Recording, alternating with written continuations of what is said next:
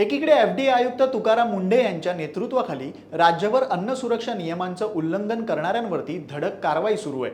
वर्तमानपत्रात वडापाव गुंडाळणाऱ्यांपासून ते थेट भेसळ करणाऱ्यांपर्यंत अनेकांवरती कारवाई झाली। पण या धडक मोहिमेच्या वातावरणामध्ये एक धक्कादायक प्रकार समोर आलाय।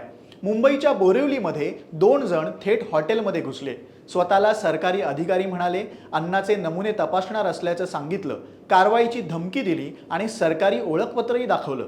कारवाई टाळण्यासाठी पैशांची मागणी केली गेली, पण हॉटेल मालकाला काहीतरी संशय आला। त्याने पोलिसांना फोन केला आणि त्यानंतर समोर आलं एक धक्कादायक सत्य।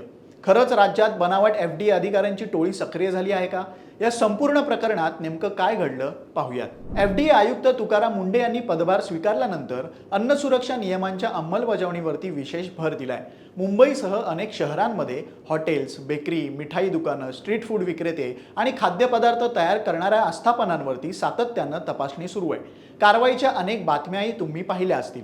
वर्तमानपत्रात अन्नपदार्थ गुंडाळणं, अस्वच्छता, निकृष्ट दर्जाचं साहित्य, चुकीचं लेबलिंग आणि अन्न सुरक्षा नियमांचं उल्लंघन करणाऱ्यांवरती धडक कारवाई करण्यात येते। त्यामुळे अनेक भेसळखोर व्यावसायिकांमध्ये भीतीचं वातावरण आहे आणि याच भीतीचा गैरफायदा घेतल्याचा एक धक्कादायक प्रकार समोर आलाय। घटना घडली आहे बोरिवली पश्चिम येथील आहार हॉटेलमध्ये। समोर आलेल्या माहितीनुसार एक महिला आणि एक पुरुष हॉटेलमध्ये आले। त्यांनी स्वतःची एफडीएचे सरकारी अधिकारी म्हणून ओळख करून दिली। हॉटेलमधील अन्नाचे नमुने तपासण्यासाठी घेणार असल्याचं सांगितलं। तपासणी दरम्यान नियमभंग आढळल्यास मोठी कारवाई होऊ शकते अशीही भीती दाखवली गेली। इतकंच नाही, त्यांनी फूड कॉर्पोरेशन ऑफ इंडियाचं ओळखपत्रही दाखवलं, जे नंतर बोगस असल्याचं पोलीस तपासामध्ये निष्पन्न झालंय। सरकारी अधिकाऱ्यांप्रमाणे आत्मविश्वासानं बोलणाऱ्या या दोघांमुळे सुरुवातीला वातावरण अतिशय गंभीर झालं होतं। हॉटेलच्या सीसीटीव्ही मध्येही हे दोघं बोगस बंटी बबली अधिकारी कैद झालेत। हॉटेल मालकाला पुढे त्यांच्या बोलण्यामध्ये काहीतरी विसंगती जाणवू लागली आणि ओळखपत्र तसंच तपासण्याची पद्धत आणि कागदपत्रांबाबत त्याला संशय आला। सरकारी अधिकारी असल्याचा दावा करणाऱ्या या दोघांबाबत खात्री करण्यासाठी त्यानं थेट पोलिसांशी संपर्क साधला। काहीतरी गणतंय हे लक्षात येताच तोवर या दोघं बंटी बबलीनंही तिथून काढता पाय घेतला। पोलीस आल्यानंतर या प्रकरणी दोघांविरोधात गुन्हा दाखल करण्यात आलाय। सरकारी अधिकारी असल्याचा बनाव करून फसवणुकीचा प्रयत्न केल्याचा आरोप या दोघांवरती करण्यात आलाय। ओळखपत्रावरील माहितीनुसार या बंटी बबलीची नावं विजय जाधव, वय वर्ष 42, राहणार बोरिवली पश्चिम एक्सा रोड, तर दुसरी स्वाती तुळसकर, वय वर्ष 30, राहणार वसई अशी माहिती समोर आली आहे। पोलीस आता या प्रकरणी तपास करतायत। नेमकं त्यांनी याआधी अशाच प्रकारे इतर हॉटेल्समध्ये कारवाया केल्या होत्या का?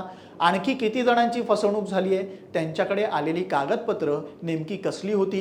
ती कुठून मिळवली? या सर्व बाबींचा तपास आता पोलीस करतायत। या घटनेतून एक मोठा धडा मिळतो। सरकारी अधिकारी असल्याचं सांगणाऱ्या प्रत्येक व्यक्तीवरती लगेच विश्वास ठेवू नका। त्यांचं अधिकृत ओळखपत्र नीट तपासलं पाहिजे। संशय आल्यास संबंधित सरकारी विभागाशी संपर्क साधा आणि गरज पडल्यास तत्काळ पोलिसांना माहिती द्या। कारण अशा बनावट अधिकाऱ्यांमुळे केवळ आर्थिक फसवणूकच होत नाही, तर सरकारी यंत्रणेचीही प्रतिमा मलिन होते।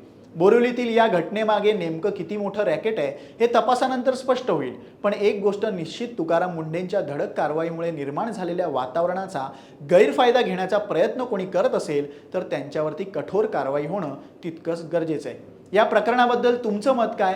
अशा बनावट अधिकाऱ्यांपासून वाचण्यासाठी आणखी कोणती खबरदारी घ्यायला हवी? तुमचं मत कमेंट करून नक्की सांगा। अशाच महत्त्वाच्या बातम्यांसाठी लोकमत मुंबईचं यूट्यूब चॅनल सबस्क्राईब करा, फेसबुक, इन्स्टा पेज फॉलो करा। धन्यवाद।